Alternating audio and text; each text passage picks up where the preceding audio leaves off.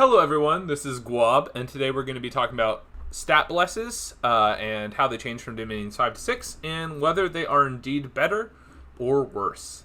So I'm going to go ahead and start by saying I actually agree with some members of the community that stat blesses are actually the best, even better than resists. I personally think that magic scales the best in the game, so you should get as ahead early as possible, with using your stat blesses, and then, hey, you can always cast resist spells on your troops. Though, obviously it depends who you're facing. If you're facing a lot of air nations, might as well get shock resistance. Foul vapor nations, might as well get poison resistance. But on a whole, you don't necessarily need to, just rainbow paint all the resists.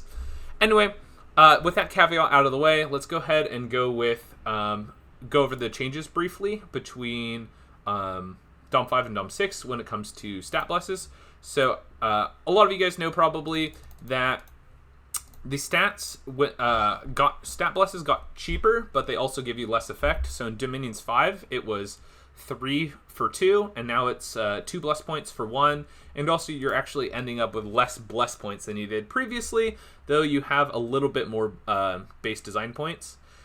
This means, you would think that this makes, kind of all stat blesses, just bad and a lot weaker. And they also increase the price of all the resists by about 1. And so oh man, you get less bless points and the blesses are weaker. Stat blesses are kind of down in the gutter, right? Well, I actually disagree with that. I think actually stat blesses are a little bit better, and so I will, I'll show you why, and we'll compare some blesses from Dominions 5 to blesses from Dominions 6, and yeah, kind of just go over them. And we're going to be using EA Pangea as our example because they wanted a lot of attack skill for repel, and they haven't actually really changed that much from Dominions 5 to Dominions 6. So you just go larger attack skill, yada yada yada. Anyway, so in Dominions 5, if you wanted a big stats bless, you had a couple. Yeah, as you can probably tell, I liked EA Ulm. You had quite a bit. You had a couple options. You could either go with an imprisoned rainbow, and you'd be a little bit more spread out on your stats blesses, but you'd get a lot of really nice blesses down. Or you could go for a Dominions 4 big boy and go them imprisoned and just index really heavily into one stats. So here's an example of one of the big boys. As you can see, I can afford to get Dom 10. Doesn't matter if you get, a lot of sloth on Pangea. They don't really need that much sloth. Turmoil still lets you produce most of the boys that you need. So this is only -1 scales, so pretty good. I'm getting 6 attack skill plus larger, so that's 1 more range on my dudes. Low light vision, kind of just throwing it in there, and then also blood surge. So blood surge is another +3. So this is really +9 attack skill. And that brings up your dudes. If you create Protector God early ages, I wish I had this pulled up beforehand. That brings up your dudes to incredible. So it's 20 and then +3, so 23 attack skill. So these guys are basically going to be able to repel everything. As long as the moral checks aren't too high. So obviously, pretty good. Weak to evos, but your guys are fast. It's probably fine. Evos aren't that good. The problem with this is, this pretender is not too useful. I don't have magic on astral on it, so it can't teleport. And could have added magic weapons. Probably taken a little bit less Dominion. But this kind of gets the point across. You can afford pretty high blesses to get whatever you want. And then if you're taking a stats rainbow, you're going to get less attack skill. So this is 2 less attack skill. Still gets your guys up to 21 attack skill, but you get 3 defense skill and undying, major magic resist, minor poison resist. Some other nice goodies thrown in. The thing is that this is quite a bit more useful of a pretender because you can. Forge staffs of elemental mastery. Vamps. You can do anything with this pretender.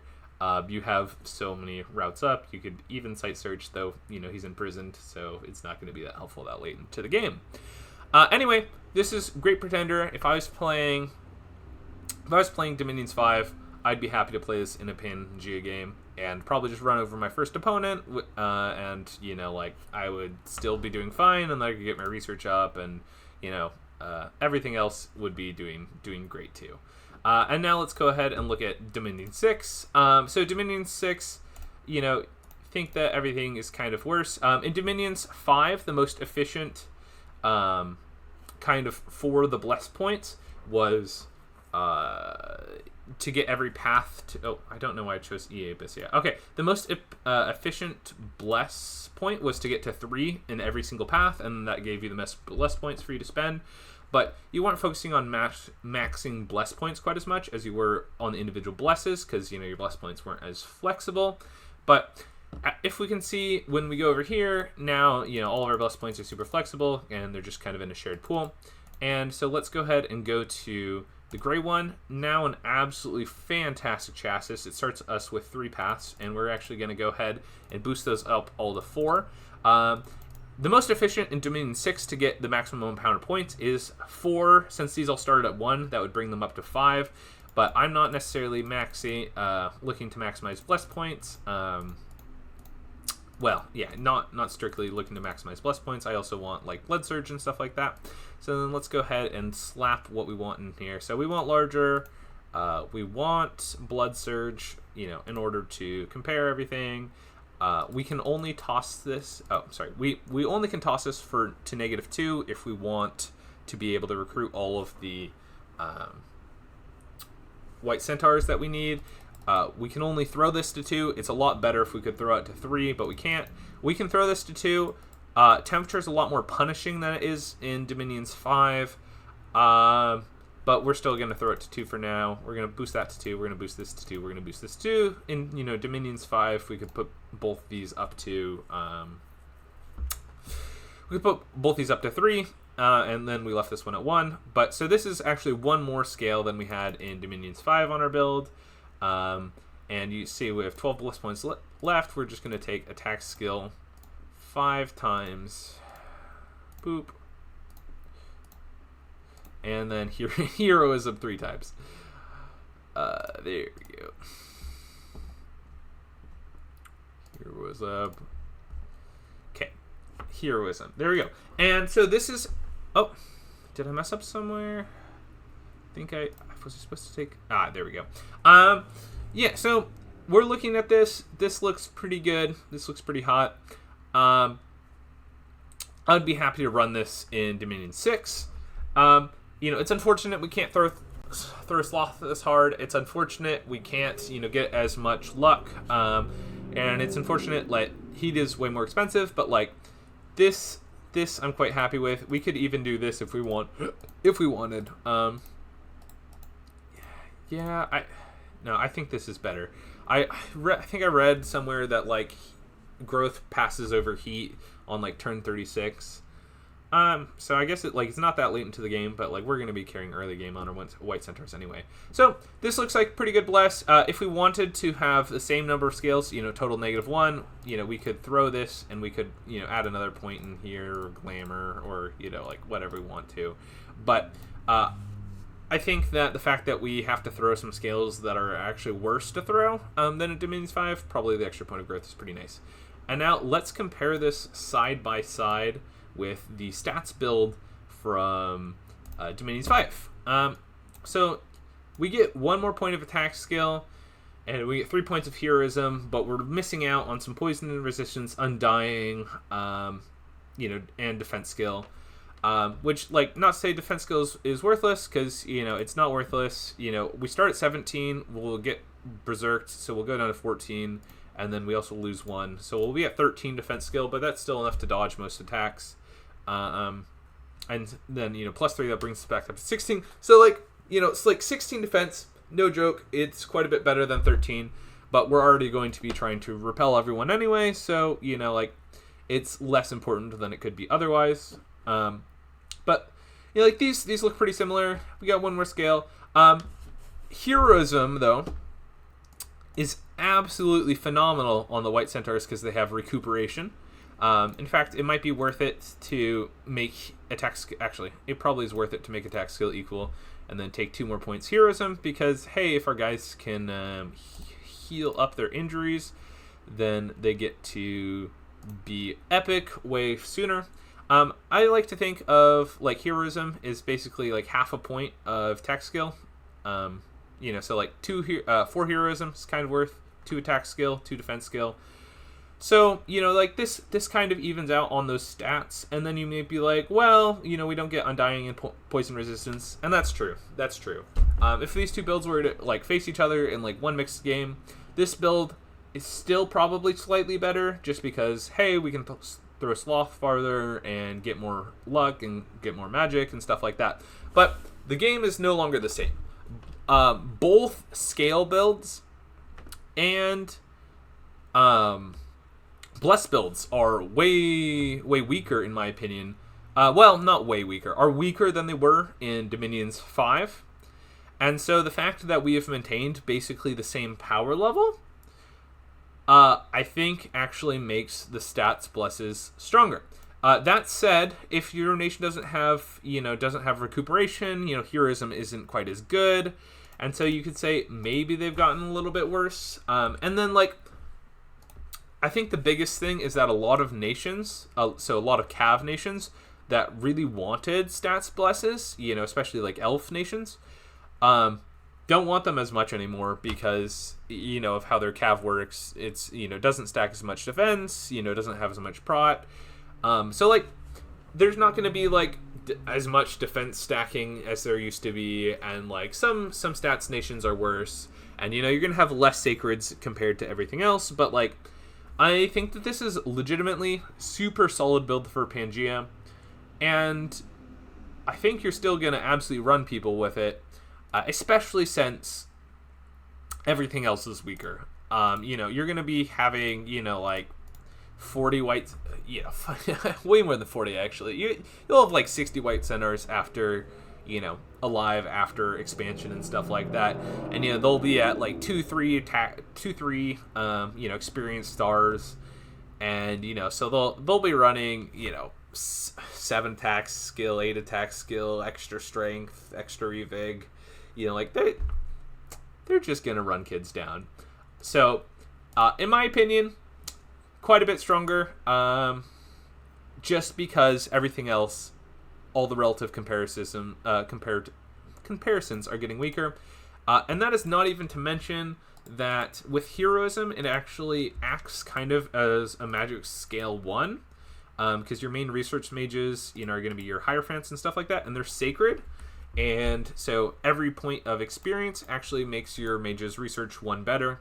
So, your Hierophants and, even your Dryads are going to be researching longer and researching better, and so like it's kind of like magic scale 3, especially since you can get more than 1 experience star. The more that I'm thinking about this, the more I'm actually talking myself into thinking that this build is stronger. You get more better magic paths, and the thing is that the gray ones are also just great. They're better than they were historically. Like, it's nice if it's part of a trinity. They share paths and everything else. And one thing that I didn't even mention is like they're even better researchers than they were in the past. And now we also have glamour. I don't know. I think pretty fucking good.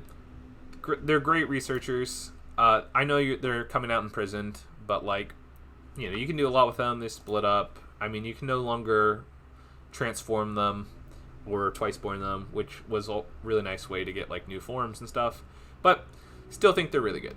Another thing to think of is like, hey, most of the defense dudes are like worse.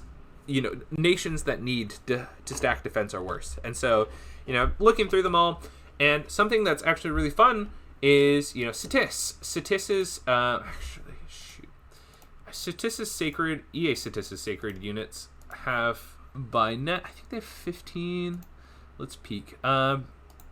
Satis, they have 16 defense. So these guys have really good base defense. 16, and then not only that, their weapon applies a strong poison on attack. So 15 damage. That is going to make most human-sized units that you're fighting against most of them are going to get half attack skill and half defense skill due to their poison debuffs. So, they're going to be a 5 unit rolling against 16. You do have to damage, so have 15, but it's magic weapons. It's great. Magic weapons are harder to get. I think EA Statistis Sacreds are pretty good. I actually have done some expansion testing with them with this very build, and they hold up very well, except against ranged units. So I mostly just wanted to try doing defense, but here we have +5 defense. 6, 7, 8, 9, we're adding 9 defense to 16. We're at 25 defense. During expansion, no one hits EA Statistis units unless you have a bow, and a lot of units have bows. So I actually ran their units into 140 barbarians with 20 serpent dancers, and the serpent dancer won. It's just really, really good, and it's also really anti-elite.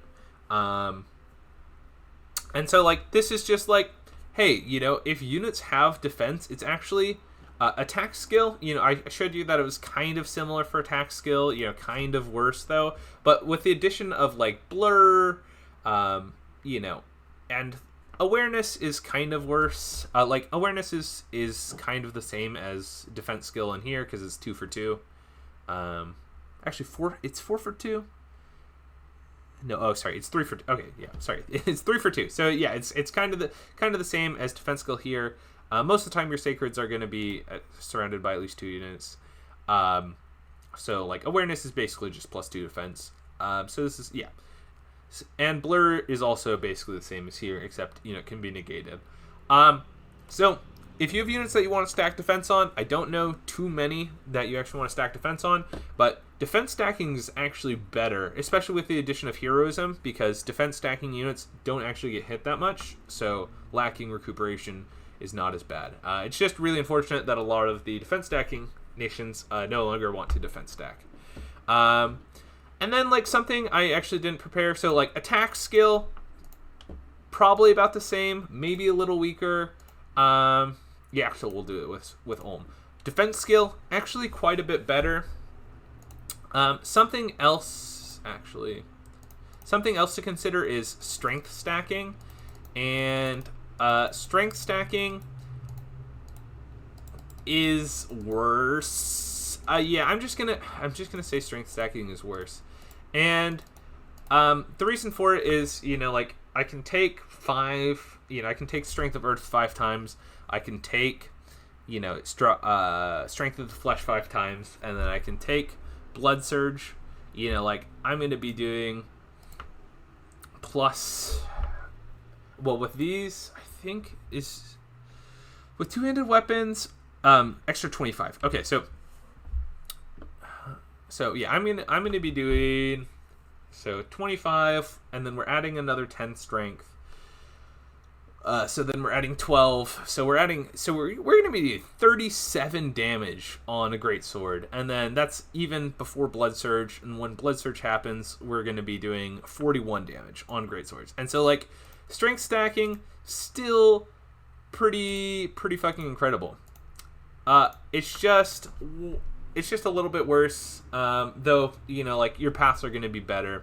There's just nothing that made it a lot better, and you could always most nations have some blood earth option that they can do for an immobile that made it not that bad. But I guess maybe strength stacking falls in a similar place as attack skill stacking, where it's probably right about the same. It's probably a little bit weaker, but everything's a little bit weaker, so probably right around the same.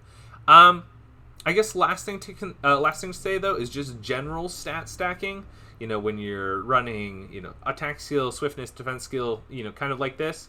This is just weaker because you just don't have the bless points to stack everything. A lot of nations wanted to do attack skill and strength, and that's definitely weaker because you just don't have the bless points. If you're just going strength, stacking, earth and blood, stacking them really high in the paths, that was expensive, and like, you know, that was the reason that you're stacking multiple things at the same time. It's like, hey, we're gonna get something valuable from every path.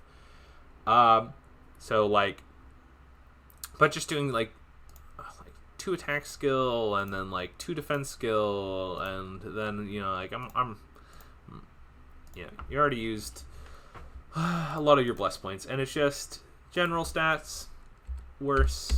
But there's not too many times that you just wanted to do general stats, and I guess just because they're related, shock resistance, you know, all the resists. Resists are better, but the blesses are weaker. I would probably still take shock resistance in general, just because shock resistance is kind of necessary versus a lot of nations. Probably wouldn't take I have 2 shock. Like, if you're trying to go resists, I think double shock fire is probably all you need. Because, you know, foul vapors moved later. Water nature crosspath has been pretty heavily nerfed with the heavy nerfing of Moss Body, and, you know, pushing back with foul vapors. So I think you're actually going to run into a lot less poison than you did previously. Though, you know, now it applies a stat debuff, so, you know, who's to say for sure. But yeah, I guess overall, scales builds. Oh yeah, I should say imprisoned scales for like an immobile. It's not gonna happen. Just run one of these boys. Yeah, just run a rainbow. Yep. Thank you guys for listening. This is Guab. Next video is probably going to be on pretender types and whether they were buffed or nerfed from Dominions 5. Right now, I have... yeah, well, I won't go into too much detail. But I have some being buffed, some being nerfed. And yeah. I guess I'll just say... Awake Expander's obviously buffed, but like a Scales Awake Expander, so just like really little paths, is one of my favorite things to play, just because like it's nice being able to, you know, expand with as little as possible, and those are quite a bit better. But anyway, yeah, I'll show you guys, and thank you for listening this far, and catch you next time. Peace.